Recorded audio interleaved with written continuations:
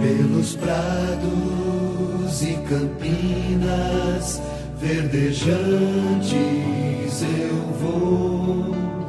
É o Senhor que me leva a descansar. Junto às fontes de águas puras, repousantes eu vou.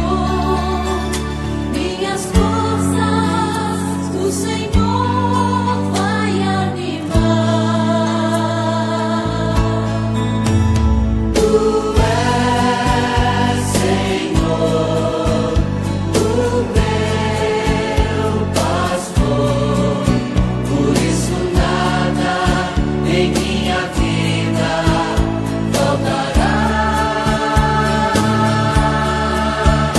Tu és, Senhor, o meu pastor, por isso nada em minha vida faltará. Nos caminhos mais seguros, junto dele eu vou, e para sempre o seu nome eu honrarei. Se eu encontro mil abismos, nos caminhos eu vou. Segurança sempre tenho em suas mãos. Tu és, Senhor, o meu pastor, por isso nada em minha vida faltará. Tu és, Senhor, o meu pastor, por isso nada em minha vida faltará.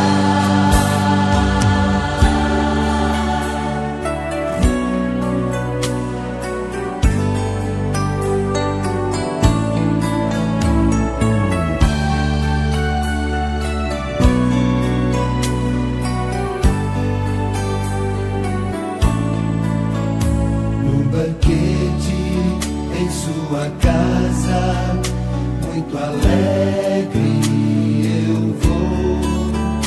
Um lugar em sua mesa me preparou.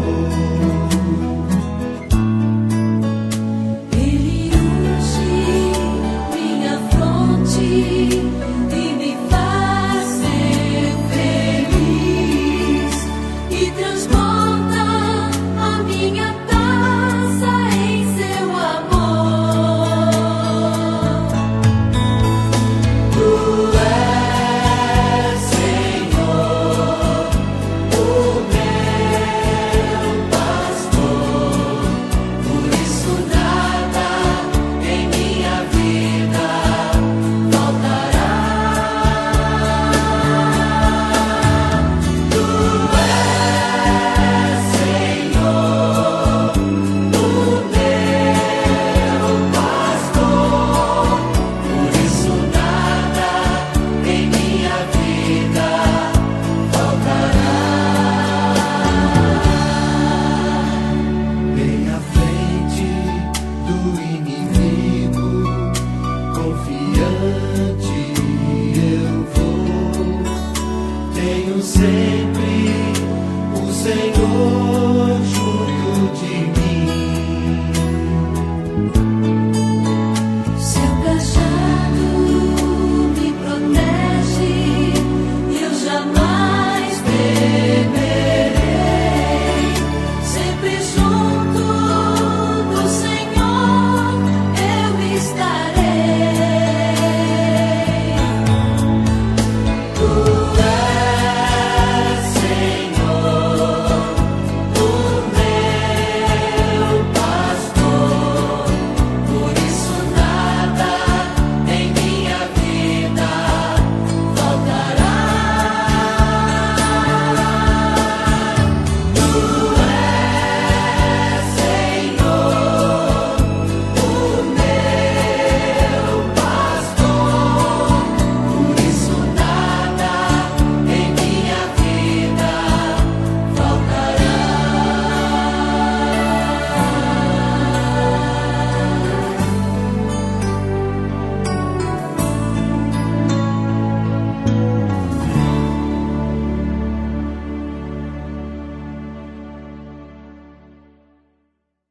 Saúdo a todos com a graça e a paz do Senhor.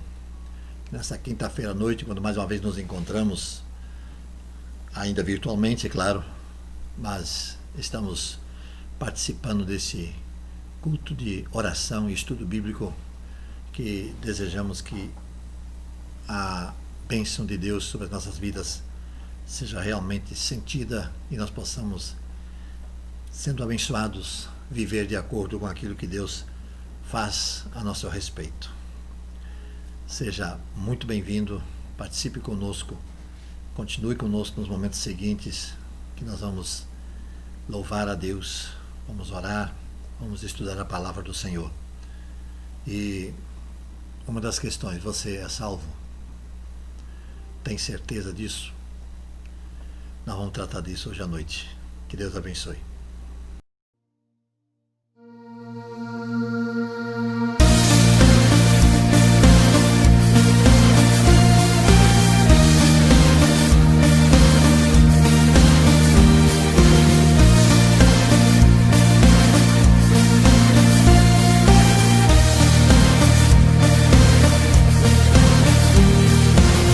Quem tem poder sobre o pecado, o seu amor é poderoso, o Rei da Glória, o poderoso Deus.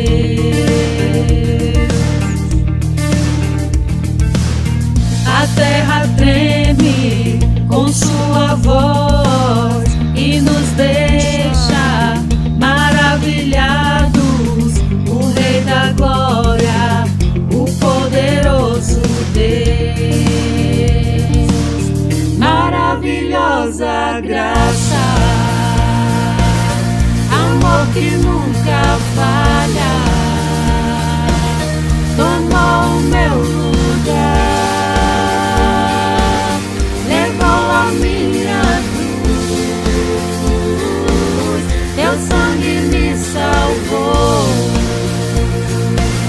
Minha dívida pagou. Oh, Jesus, eu canto, porque hoje livre sou.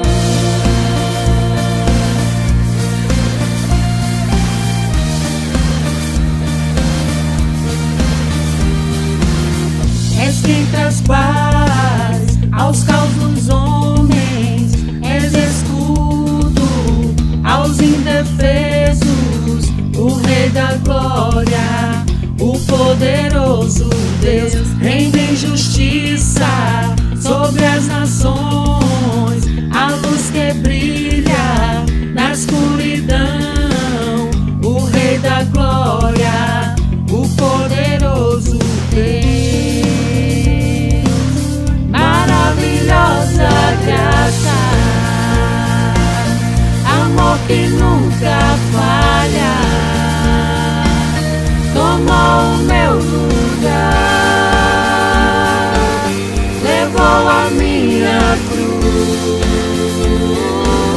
teu sangue me salvou,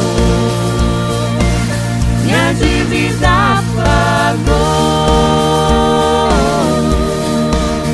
Oh, Jesus, eu canto, porque hoje livre sou.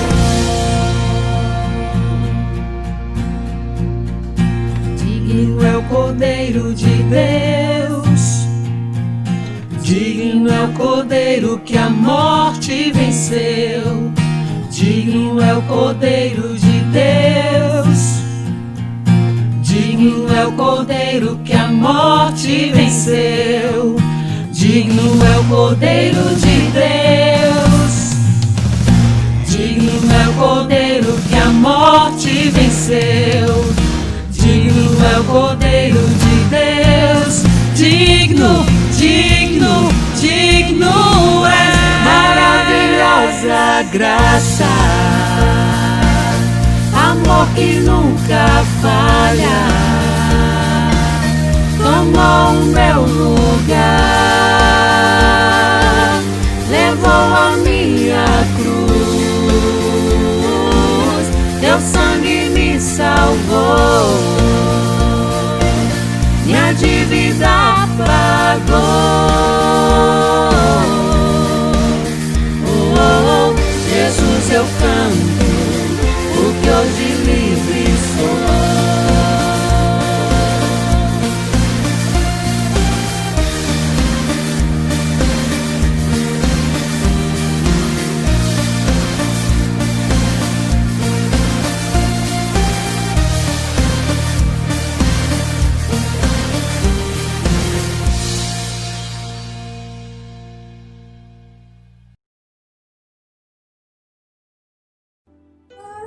paz do Senhor Jesus, amados, estamos aqui nesse momento para termos o privilégio de falar do nascimento da nossa filha, o qual aconteceu no dia 22 de novembro. Para a honra e glória do nome do Senhor Jesus, foi tudo bem, ela nasceu bem, apesar de ter sido de 28 semanas, com 590 gramas, 27 centímetros, mas sem precisar de respirador artificial. Foi coisa rara ali na neonatal para todos. Disse que não tinha acontecido ainda um prematuro extremo e ela ficou bem. No 4º dia de nascida, o médico me deu para colocar no colo, tive o privilégio, só que quando foi do 6º dia em diante, apareceu uma bactéria e o quadro dela foi se agravando e muitos antibióticos, os órgãos foram entrando em falência. Tive ali muito apoio, porque chegar ali e contemplar nossa filha com o corpo coberto de fios, de acessos, hematomas para todo lado do corpo, de tanto acesso, do pé à cabeça praticamente, era difícil, muito difícil, e ela se definhando, mas para a honra e glória do nome do Senhor, a fé não faltou. Muito apoio dos funcionários, como também das mães que estavam ali, e pais, com seus filhos. São 33 leitos ali na UTI neonatal. Chegou o dia de estar completo. E aí a gente tem muito apoio um do outro, porque estamos ali todo mundo no mesmo objetivo. Porém, uns casos mais graves, outros mais simples, como no caso de Ana Ju, que chegou ao gravíssimo mesmo. E eu subia para a cobertura ali do Hospital Português e começava a clamar ao Senhor, orava muito pelos corredores e olhava, contemplava o mar, aquele imenso mar, e eu via que o mar é grande, lembrava de hinos e de salmos, né, que diz que o mar é grande, mas o poder de Deus não tem tamanho, né? Então isso nos fortalecia. Voltava para casa à noite, mas sempre, todos os dias, quero deixar que isso é muito importante, todos os dias, durante o tempo que eu ia ali junto dela, orava, à noite, antes de vir para casa, nós orávamos juntos, despedia, entregando ela a Deus, os médicos, cada um que ali fosse fazer os procedimentos. E para a honra e glória do nome do Senhor, foram 170 dias de muita luta, mas o Senhor nos deu a vitória. Com essa bactéria, com 16 dias de nascida, ela veio a falir mesmo. O médico me chamou com a equipe, chorando, e me disse que estava me dando a triste notícia que não gostaria de dar. A minha filha teve uma parada cardiorrespiratória e que ele não puderam, melhor dizendo, né, porque não é um só, não puderam fazer nada. E daí ele me perguntou se eu queria botar no colo.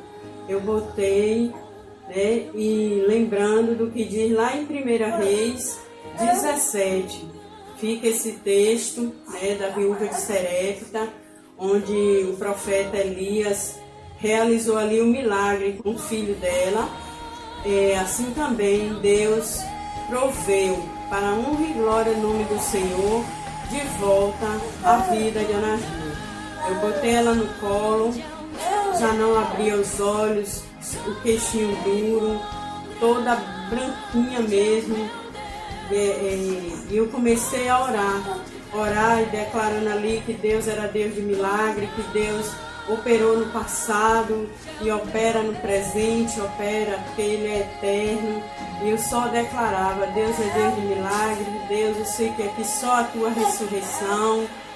E para honra e glória do nome do Senhor, o Senhor trouxe de volta o fôlego de vida da nossa filha. O médico, depois de uns 40 minutos, ele foi ali, botou o aparelho, disse que o coração dela estava batendo. Quando pedimos para colocá-la de volta na incubadora, depois de 1 hora, os aparelhos começaram a captar os sinais. Nós estávamos do lado e vimos sinais de vida, a testinha dela como se estivesse franzindo, abriu assim um olhinho ligeiramente. Para honra e glória no nome do Senhor, foi muita alegria, foi muito bom. A vontade ali foi de sair pulando e gritando. E para honra e glória no nome do Senhor, nossa filha está aqui. Essa bênção que Deus nos deu, perfeita, como nasceu. O médico diarista dela é um anjo de Deus, Ele, a ponto de até chorar na hora de me dar notícia, e alguém que estava lá antes viu ele chorando, sem saber como me dar notícia. Vejam vocês que ela só tinha ali 16 dias de nascida. A doutora ali reconheceu que foi um milagre o que Deus fez. Não só a doutora Lília e o doutor Luiz, como todos, né? Todos que ali viram, passaram, outras mães que ali estavam, que também me ajudaram muito em oração.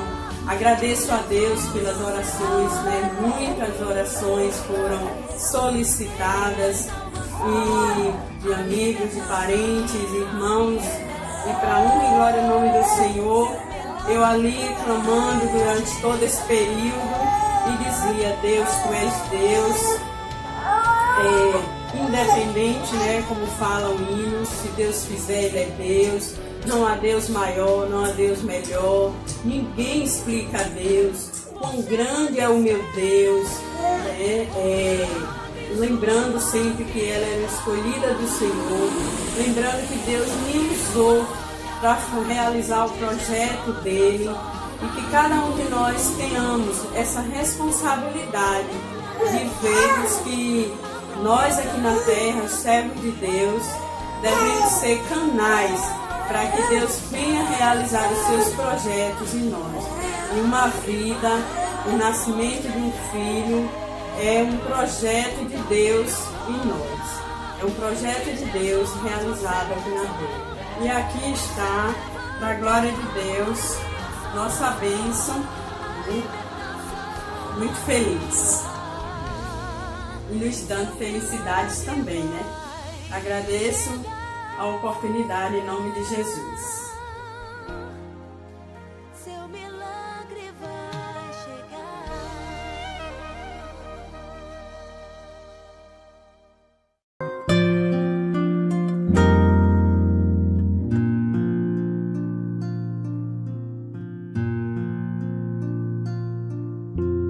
Como agradecer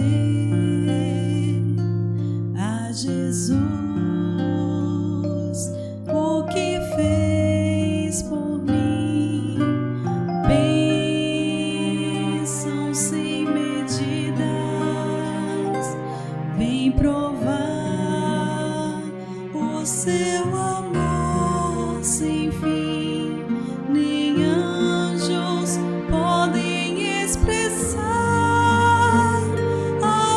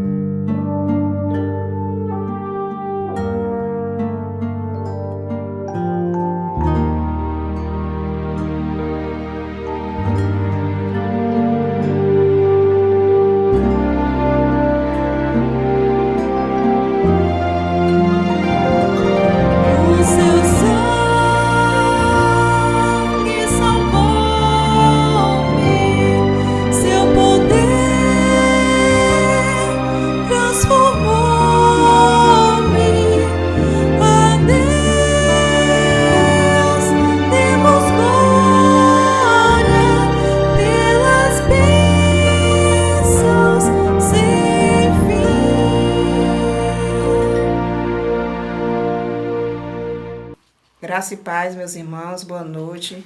Boa noite, aqui meus irmãos, estamos mais uma vez para orar por nós todos e pedir que o nosso Deus Todo-Poderoso venha cada vez mais nos abençoar, nos purificar, nos guardar e nos dar entendimento para que possamos ler a sua palavra e praticar em nome de Jesus. Amém.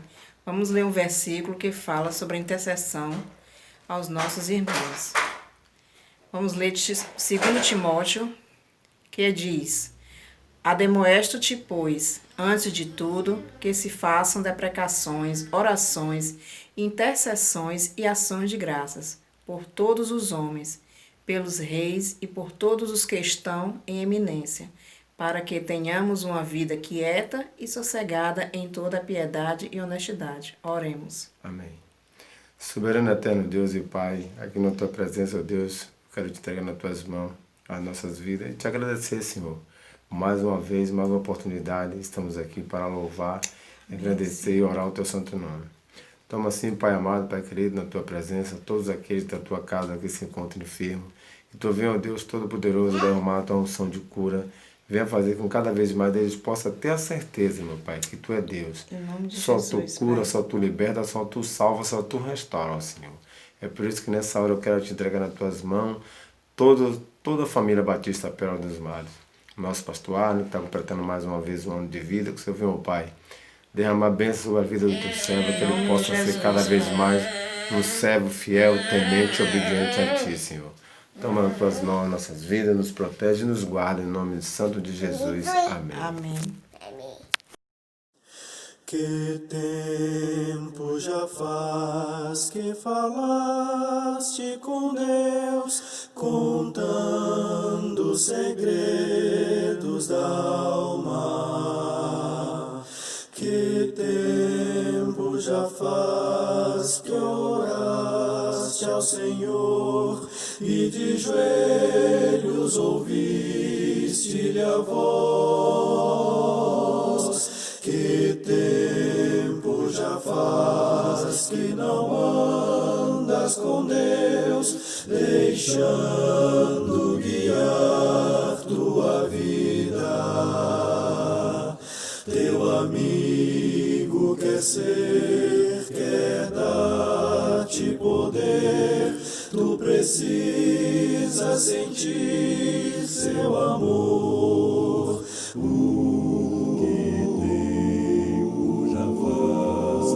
Ajoelhaste a sós e oraste ao teu Deus lá do céu. Que tempo já faz que o teu coração se apega aos pecados seus. Que tempo já faz que não falas de Deus, pregando a mensagem do Mestre. Teu amigo quer ser, quer dar-te poder, implantar seu amor em teu ser.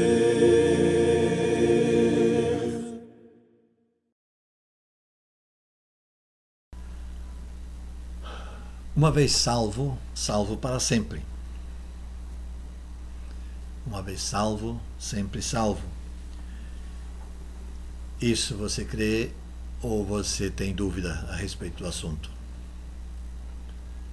Nós cremos assim. Então nós queremos abordar esse assunto nessa noite. Uma vez salvo, salvo para sempre. É a prova bíblica a respeito disso. Em primeiro lugar, a Bíblia ensina, uma vez salvo, sempre salvo.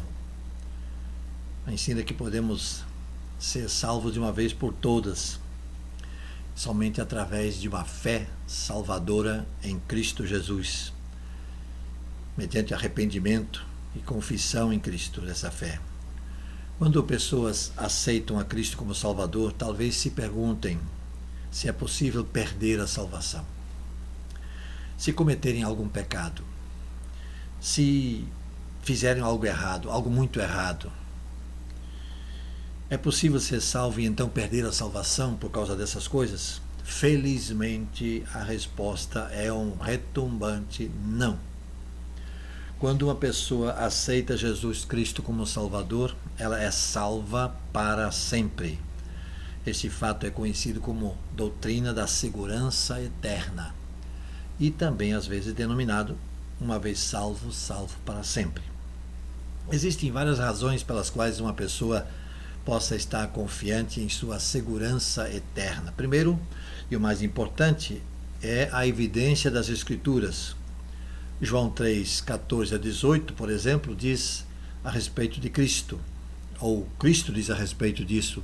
Assim também é necessário que o Filho do Homem seja levantado para que todo aquele que nele crê tenha a vida eterna.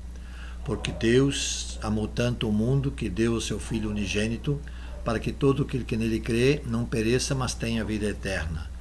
Pois Deus enviou o seu Filho ao mundo, não para condenar o mundo, mas para que se fosse salvo por meio dele. Quem nele crê não é condenado, mas quem não crê já está condenado, porque não crê no nome do Filho unigênito de Deus. Graças a Deus, a salvação em Cristo não é temporária, mas sim é eterna. Em João 10, 28 a 30, Jesus continua dizendo: Eu dou-lhes a vida eterna, e eles jamais perecerão. Ninguém os arrebatará da minha mão. Meu Pai, que os deu para mim, é maior que todos. Ninguém pode arrancar da mão do meu Pai. Eu e o Pai somos um. O perdão de Deus por meio de Cristo é suficiente para cobrir, para apagar, para cancelar todos os nossos pecados. Os do passado, os do presente e os do futuro. Essa doutrina é apoiada por dois escritores do Novo Testamento que nós queremos citar aqui. Um deles diz assim: Pois estou convencido de que nem a morte, nem a vida, nem anjos, nem demônios, nem presente, nem o futuro, nem quaisquer poderes, nem altura, nem profundidade, nem qualquer outra coisa da criação será capaz de nos separar do amor de Deus que está em Cristo Jesus nosso Senhor. É o que Paulo diz aos Romanos 8, 38 e 39. Outro texto diz: Não entristeçam o Espírito Santo de Deus, com o qual foram selados para o dia da redenção. O mesmo Paulo aos Efésios capítulo 4, versículo 30. E ainda um outro texto: Aquele que é poderoso para impedi-los de cair, para apresentá-los diante da sua glória, sem mácula e com grande alegria, ao único Deus, nosso Salvador, sejam glória, majestade, poder e autoridade, mediante Jesus Cristo, nosso Senhor, antes de todos os tempos, e agora e para todos sempre. Amém. Judas, versículo 24. Esses são, entre outros, textos que fundamentam esta posição. Agora, além da prova bíblica, uma vez salvo, sempre salvo, há evidência lógica. Tal como acontece com muitas doutrinas bíblicas, a ideia de uma vez salvo, salvo sempre, também é suportada, digamos, logicamente. A segurança eterna é consistente com tudo que a Bíblia ensina sobre a humanidade e sobre Deus. Examinar essa doutrina em relação ao resto das Escrituras demonstra que ela é consistente com todos os outros ensinamentos bíblicos. A ideia de perder nossa salvação não é somente antibíblico, mas cria problemas monumentais com outras doutrinas, incluindo a salvação pela fé, a natureza pecaminosa do homem e o propósito do sacrifício de Cristo. A Bíblia ensina que o homem é inerentemente pecaminoso e que a natureza pecaminosa afeta todos nós. Como está escrito: não há nenhum justo, nenhum sequer, diz Paulo aos Romanos capítulo 3, versículo 10. Isso pode também significar que, mesmo depois de salvo, todo crente vai pecar de vez em quando. Pensar que podemos viver uma vida perfeita, sem pecado, após a salvação, não é apenas antibíblico, mas arrogante. Pois quem obedece toda a lei, mas tropeça em apenas um ponto, torna-se culpado de quebrá-la inteiramente. Tiago 2, versículo 10. Se não formos eternamente seguros na nossa salvação, Então, pecar nos faria perder a nossa salvação. Mas até quando e até quanto se pode pecar? Não há um critério bíblico que nos tivesse sido dado para dizer quantos ou quais pecados são suficientes para anular a nossa salvação. Sem segurança eterna, a Bíblia estaria descrevendo uma situação onde o cristianismo é um jogo perpétuo e permanente de roleta russa. Uma vida em que a condenação e salvação se alternam cada vez que pecamos e confessamos e nunca sabemos se somos salvos ou não.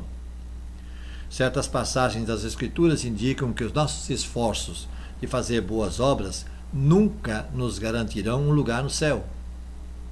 Efésios 2, de 8 a 9, Paulo diz assim: pois vocês são salvos pela graça por meio da fé, e isso não vem de vocês, é dom de Deus, não por obras para que ninguém se glorie. Isaías 64, versículo 6 já dizia: somos como o impuro, todos nós, todos os nossos atos de justiça são como trapo imundo, murchamos como folhas e como vento, as nossas iniquidades nos levam para longe. Não podemos compensar pelos nossos pecados no passado, nem pelos do presente, também não pelos pecados futuros por meio de boas obras. Um crente salvo, como um produto natural de sua fé, procurará evitar o pecado e vai praticar boas obras. Procurar praticar boas obras. Tiago 2,18 diz: mas alguém dirá, você tem fé e eu tenho as obras. Mostre-me a sua fé sem obras e eu te mostrarei a minha fé pelas obras. Tiago 2,18. Se a premissa, uma vez salvo, sempre salvo, não for verdadeira, então, por necessidade, somos salvos tanto pela nossa fé quanto pelas nossas obras. Se pudermos fazer coisas pecaminosas ou não fazer coisas boas, como se expressa Tiago, pensem nisso, pois quem sabe que deve fazer o bem e não o faz, comete pecado. Então, se pudermos fazer coisas pecaminosas ou não fazer coisas boas e perder a nossa segurança, então as nossas boas ações são parte da nossa salvação. E esse conceito é incompatível com o que a palavra de Deus ensina. A doutrina da segurança eterna anda lado a lado com a doutrina da salvação somente pela fé. Negar segurança eterna é endossar um sistema de salvação do tipo fé mais obras produz a salvação. Tal sistema não se sustenta biblicamente, a não ser a pretexto, tirando o texto do contexto. Cristo faz algumas afirmações pertinentes sobre a moralidade durante o seu ministério terreno, nos 3 anos que esse ministério durou. Ele praticou o que ensinava sobre o mais difícil sistema moral e ético da história da humanidade. A maioria das religiões dirige o seu foco em ações externas, mas Cristo levou o conceito de pecado e de santidade a um nível muito mais profundo. Por exemplo, em geral, as religiões se contentam em condenar o ato físico e a consumação do adultério. Mas Cristo disse: mas eu lhes digo, qualquer que olhar para uma mulher para desejá-la, já cometeu adultério com ela no seu coração. Mateus 5, 28. Cristo estabeleceu o padrão de santidade a um nível ao qual todos os cristãos são chamados a buscar, mas que ninguém jamais cumprirá plenamente. E por que não? Por causa da nossa natureza pecaminosa. Assim como a lei de Moisés foi dada em parte para demonstrar a Israel como era impossível que o homem mortal obtivesse perfeita moral diante de Deus, os padrões de Cristo também nos lembram que são superficiais os nossos melhores e maiores esforços de bondade. Felizmente, Deus sempre providenciou uma forma para que pudéssemos ser perdoados por causa dos nossos defeitos. O sacrifício de Cristo na cruz cumpriu o mesmo propósito. E cumpriu o mesmo propósito para toda a humanidade. o mesmo propósito que o cordeiro cumpria para os membros da família pela qual ele era sacrificado. Cristo foi o cordeiro substituto, sem pecado e sem culpa, sacrificado pelos nossos pecados. A Bíblia nos diz claramente que são expectativas morais que Cristo tem por nós. Se perdêssemos a nossa salvação cada vez que não alcançamos esses ideais, então nenhum de nós seria salvo por mais de alguns minutos por vez. Se isso fosse verdade, qual teria sido o propósito da morte de Cristo? Além disso, de acordo com a Bíblia, se perdêssemos a nossa salvação, então estaria perdida para sempre, porque Cristo morreu uma só vez e não vai morrer outra vez. Hebreus 6, de 4 a 6, é uma passagem muitas vezes mal interpretada, a qual apoia firmemente a doutrina da segurança eterna de duas maneiras. Está implícito o ensino de que o sacrifício de Cristo é suficiente para todos os pecados e afirma que, se fosse possível que uma pessoa perdesse sua salvação, estaria perdida para sempre. Segundo essa passagem, se uma pessoa pudesse fazer algo que lhe custasse a sua salvação, ou que viesse perdê-la, o que é impossível, então seria impossível que ela fosse redimida novamente, que ela pudesse se converter novamente e ser salva outra vez. Vejamos o que diz o texto. Ora, para aqueles que uma vez foram iluminados, provaram o dom celestial, tornaram-se participantes do Espírito Santo, experimentaram a bondade da palavra de Deus e os poderes da era que há de vir, e caíram, é impossível que sejam reconduzidos ao arrependimento. Pois para si mesmos estão crucificando de novo o Filho de Deus, sujeitando-a à desonra pública. Portanto, isso não é possível. Além da prova bíblica e da evidência lógica, salvo, uma vez salvo, salvo para sempre, somos uma nova criatura, uma nova criação. Os críticos da doutrina, uma vez salvo, salvo para sempre, afirmam que ela dá aos cristãos uma licença para pecar. Eles presumem que aqueles que acreditam em segurança eterna pretendem aceitar a salvação, mas logo continuam a pecar voluntariamente. Isso representa um pensamento totalmente equivocado, porque qualquer pessoa que tenha sido verdadeiramente salva é uma nova criatura. Paulo aos Coríntios, na segunda carta 5,17, diz: portanto, se alguém está em Cristo, nova criatura é. As coisas antigas já passaram, eis que surgiram coisas novas. Então, tal pessoa tem a convicção da presença do Espírito Santo em sua vida. E é João que nos ajuda, aliás, Jesus dizendo da vinda do Espírito Santo em João 14, diz assim: mas o Conselheiro, o Espírito Santo, que o Pai enviará em meu nome, lhes ensinará todas as coisas e lhes fará lembrar tudo o que eu tenho dito. 1 aos Tessalonicenses, Paulo, no capítulo 4, versículo 8, diz: portanto, aquele que rejeita essas coisas não está rejeitando o homem, mas a Deus, que lhe dá o seu Espírito Santo. E agora, a pessoa que é de Cristo quer viver para Cristo. Alguém que continua voluntária e descaradamente vivendo em pecado não tem verdadeiramente Cristo em seu coração. Aí sim, o apóstolo João vai nos dizer na sua carta: eles saíram do nosso meio, mas a realidade é que eles não eram dos nossos. Pois se fossem dos nossos, teriam permanecido conosco. O fato de terem saído mostra que nenhum deles era dos nossos. Primeira carta de João, capítulo 2, versículo 19. Todo aquele que permanece nele não está no pecado.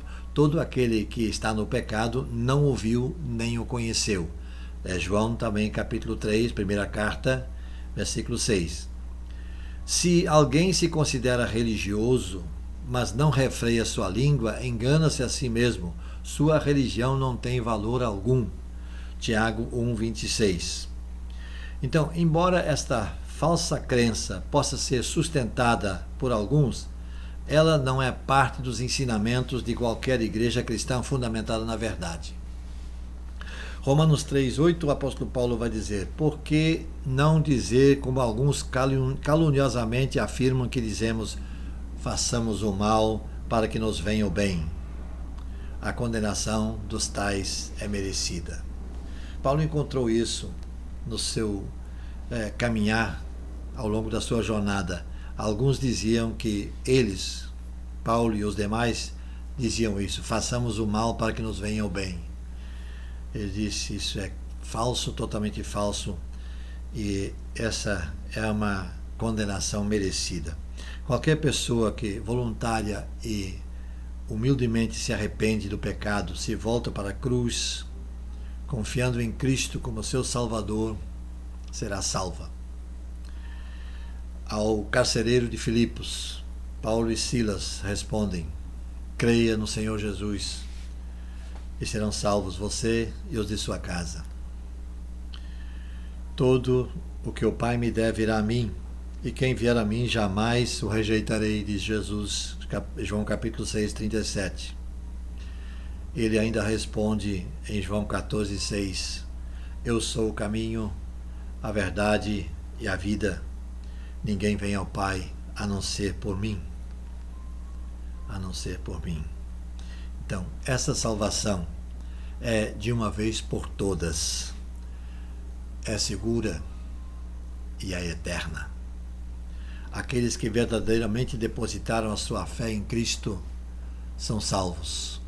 E uma vez salvos, salvos para sempre. Que Deus nos abençoe.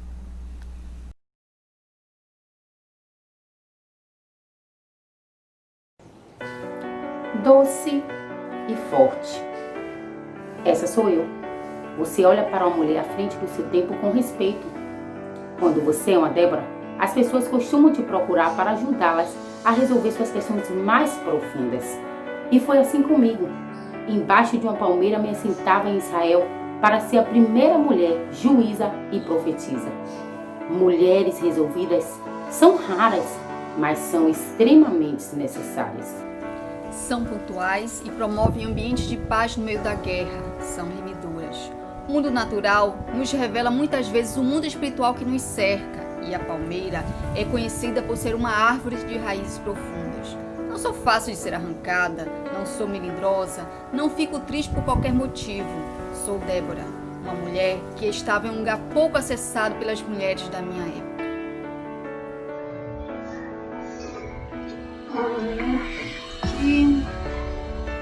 Muito bem. A maturidade te faz caminhar sempre um passo à frente. Quando você é uma mulher de raízes profundas, você é alguém que não anda movido pelas circunstâncias ou dependente do que dão a você. Porque tudo o que você precisa é nutrido pelo seu sistema de raízes profundos, que acessa lugares e águas jamais bebidas. Uma liderança feminina, marcada pela autoridade vinda de Deus. Fiz teólogos quererem retirar Juízes 4 da Bíblia, mas quando andamos com o Senhor, nós o vemos chamando pessoas improváveis e comuns para estabelecer a sua vontade perfeita. Sou uma mulher que não usurpou o lugar de um homem. Uma mulher posicionada por Deus sabe o seu lugar. Uma mulher com esse coração faz homens se levantarem em seus chamados e propósitos. E foi assim que, ao liberar uma palavra sobre Barak, fui chamada a estar à frente da batalha. Quando você está tão alicerçada nele, você acessa lugares que sua geração ainda não pisou. Você caminha na frente. Mas existe um segredo que me manteve segura na guerra. Não me levantei como juíza, nem como profetisa, mas na exposição da minha vida para uma nação, me levantei como uma mulher.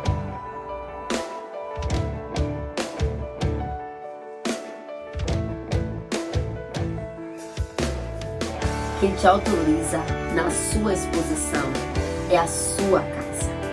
Se levantar como uma mãe te autoriza nas guerras que você será convidada a enfrentar. Levanta-te, Débora. Oremos juntas. Meu Deus Pai Todo-Poderoso, a ti toda a honra e toda a glória.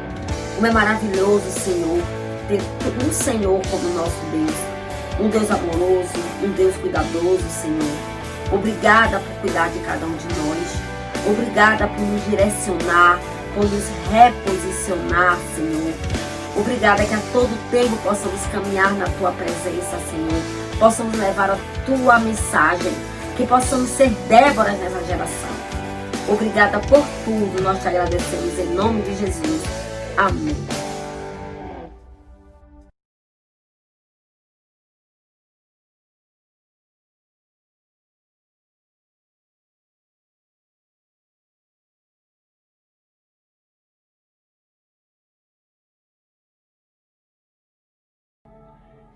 A graça e a paz, meus amados. Chegamos ao fim da nossa reunião de oração e estudo bíblico dessa quinta-feira. Queremos agradecer a sua presença, que possamos observar e colocar em prática a palavra de Deus. Não esqueçam de seguir o nosso canal do YouTube e também de seguir as páginas do Facebook e do Instagram. Assim, vocês poderão saber todos os eventos da igreja. Vamos orar? Meu Deus Pai Todo-Poderoso, Senhor Jesus Cristo, a Ti toda a honra e toda a glória. Maravilhoso é saber que temos o Senhor como Deus. Maravilhoso é saber que Tu és um Deus amoroso, um Deus cuidadoso, um Deus justo, Senhor. Obrigada, Senhor, por todo o amor que o Senhor tem por cada um de nós, Senhor. Obrigada por essa semana, Senhor, por estar cuidando e por estar atrelada à Tua vontade. Que possamos, Senhor, sempre ouvir a Tua voz, Senhor, e Te obedecer. Eu entrego a minha vida e a vida de todos os meus irmãos, Senhor, em Tuas mãos, Senhor. Obrigada por tudo. Em nome de Jesus, amém. Graças a Deus.